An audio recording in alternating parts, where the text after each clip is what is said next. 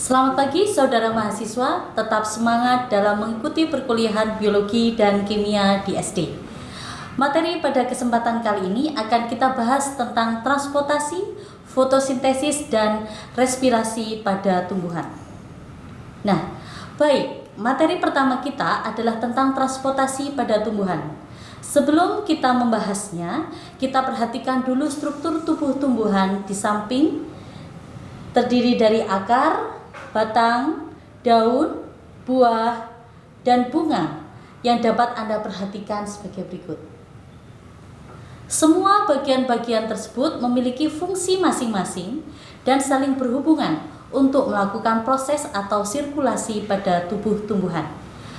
Mari kita ingat-ingat terlebih dahulu. Fungsi bagian tubuh tumbuhan kita awali dari akar.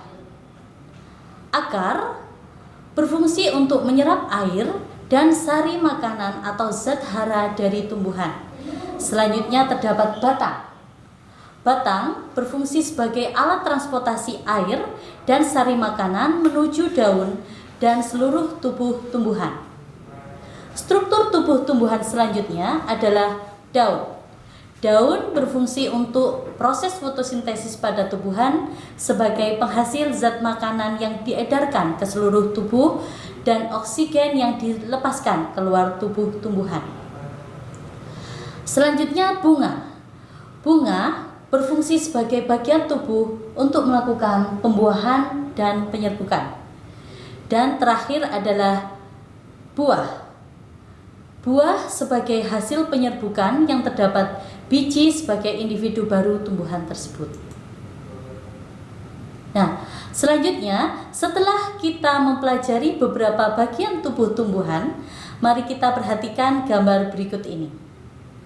Terdapat gambar transportasi tumbuhan, yakni transportasi air dan garam mineral ke seluruh tubuh tumbuhan. Berdasarkan gambar tersebut dapat kita ketahui bahwa air dan garam mineral pertama berasal dari akar, kemudian diserap oleh rambut akar, selanjutnya oleh rambut akar dilanjutkan ke silem dan dibawa ke atas menuju silem, batang, dan daun. Selanjutnya pada daun dilakukan proses fotosintesis oleh tumbuhan. Hasil proses fotosintesis selanjutnya disebarkan melalui floem ke seluruh tubuh tumbuhan agar menjadi lebih berkembang lagi.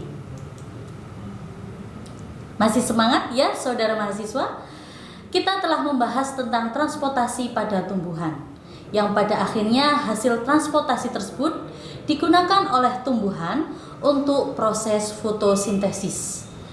Berbicara tentang fotosintesis, kita ingat kembali tentang peristiwa fotosintesis tersebut yang ada di SD. Apa yang kalian ingat tentang fotosintesis itu?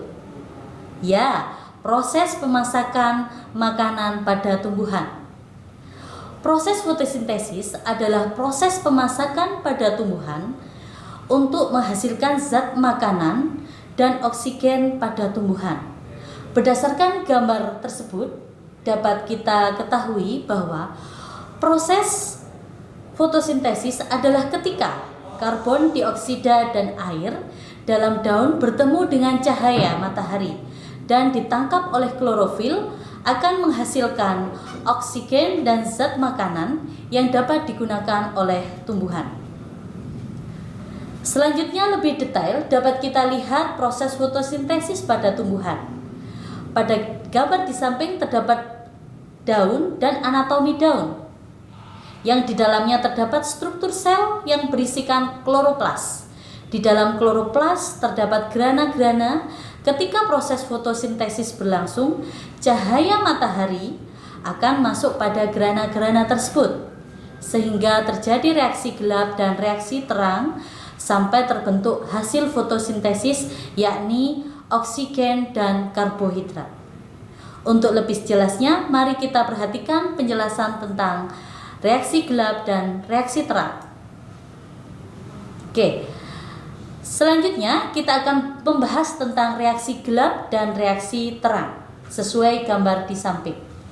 Yang pertama adalah reaksi terang. Reaksi terang merupakan reaksi pada fotosintesis yang terjadi pada membran tilakoid kloroplast.